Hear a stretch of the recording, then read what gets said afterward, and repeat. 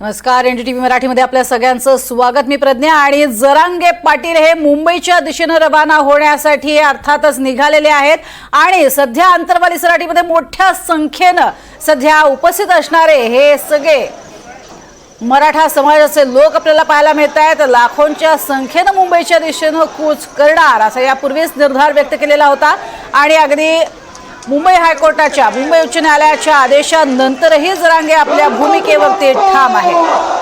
मात्र 40 अटी शर्थी या देखील आता पोलिसांनी ठेवलेल्या आहेत आणि त्यानंतर आपण बघतोय जरांगे पाटील हे फुलं अर्पण करतायत। या ठिकाणी गणपती बाप्पा मोरयाचा जयघोष होताना आपल्याला पाहायला मिळतोय आणि छत्रपती शिवाजी महाराजांचा एक अतिशय सुंदर असा अश्वारूढ पुतळा या ठिकाणी आहे जो अखंड या संपूर्ण आंदोलनात सोबत असणार आहे। तसंच गणेश मूर्ती ही देखील या संपूर्ण आंदोलनात समोर असणार आहे। बरोबर 10 वाजता या आंदोलनाला सुरुवात होते। 9:55 झालेली आहेत आणि आपण बघतोय हे सगळे मराठा समाजाचे लोक उपस्थित आहेत। आपल्या संपूर्ण गाड्या ताफा घेऊन या ठिकाणी दाखल झालेले आहेत।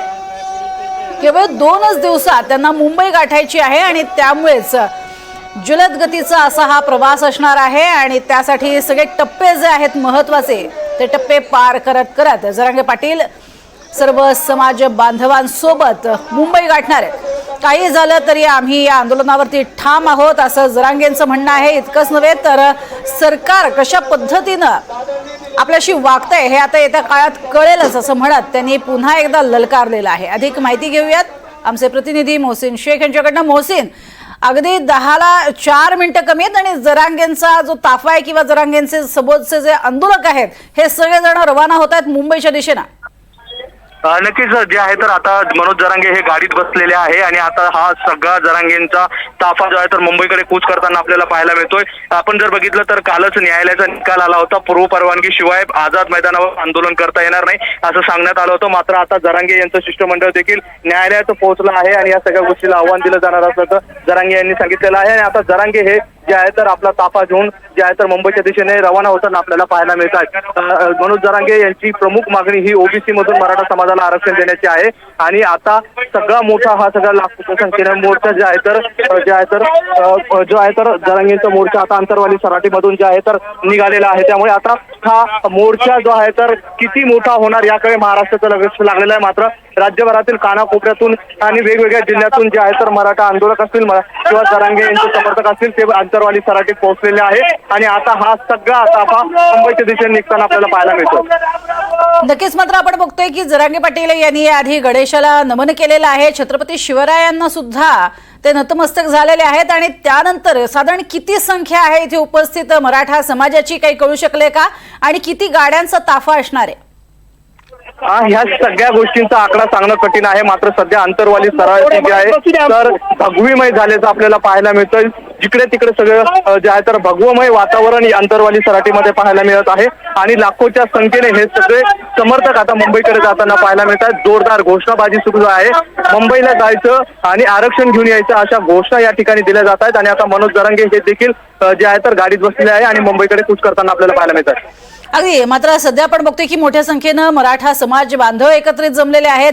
एकीकडे ललकारलेला आहे त्यांनी सरकारला आणि अनेक सवाल त्यांनी सरकारसमोर उपस्थित केलेले आहेत। या सगळ्यांसोबत जेव्हा जात आहेत जरांगे त्यावेळेला भाऊक झालेले सुद्धा मध्ये आपल्याला पाहायला मिळाले। औक्षण वगैरे झालेलं होतं, त्यांचं दृष्ट काढण्यात आले आणि त्यानंतर जरांगे भाऊक झाले होते। नक्कीच आपण जर बघितलं तर आंदोलक मोठ्या प्रमाणात जात आहेत। काही लोक आपल्या सोबत आहेत। काय सांगाल आता जरांगे पाटील मुंबईकडे निघाल्यात? मनोज दादा आणि मराठा समाज मोठ्या संख्येने लाखोच्या संख्येने मुंबईत निघालाय आणि आरक्षण घेतल्याशिवाय मनोज दादा माघार येणार नाहीत हा निश्चय करून चाललेत आणि शिवनेरीची माती सकाळला मनोज दादा आणि मराठा समाज आरक्षणाचा लढा द्यायला चाललेत। लढा यशस्वी होईल आणि पुन्हा एकदा या महाराष्ट्रात राहिलेल्या मराठ्यांना ऐतिहासिक असं आरक्षण मिळेल आणि मनोज दादा या महाराष्ट्रात एक पुन्हा इतिहास घडवणार आहेत। ही रॅली आतापर्यंत सगळ्यात मोठी रॅली असेल एवढ्या ताकदीनं मनोज दादा आणि मराठा समाज चाललाय। आता तर ही सुरुवात सुरुवात आहे. पुढे गेल्यानंतर बघा एवढ्या लाखोच्या संख्येने समाज बरं किती लोक आणि कुठून या ठिकाणी लोक जमा आले असतील? सध्या मराठवाड्यातला भाग आणि विदर्भातल्या भागात आले. आता पश्चिम महाराष्ट्र, उत्तर महाराष्ट्र आणि मुंबई कोकण परिसर हे शिवनेरीला आणि टप्प्याटप्प्यात रस्त्याला जोडणार आहे.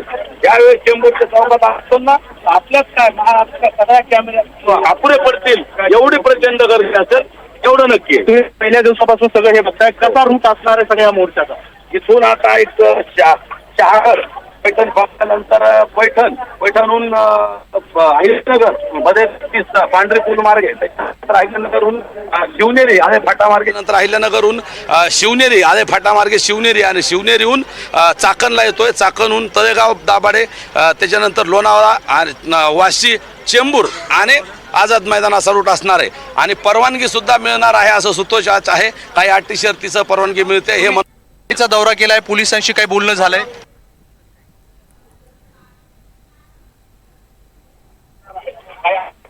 नक्कीच तुमच्याकडनं प्रत्येक अपडेट आम्ही घेत राहणारच आहोत. मोहसिन तुर्तास धन्यवाद या माहितीसाठी.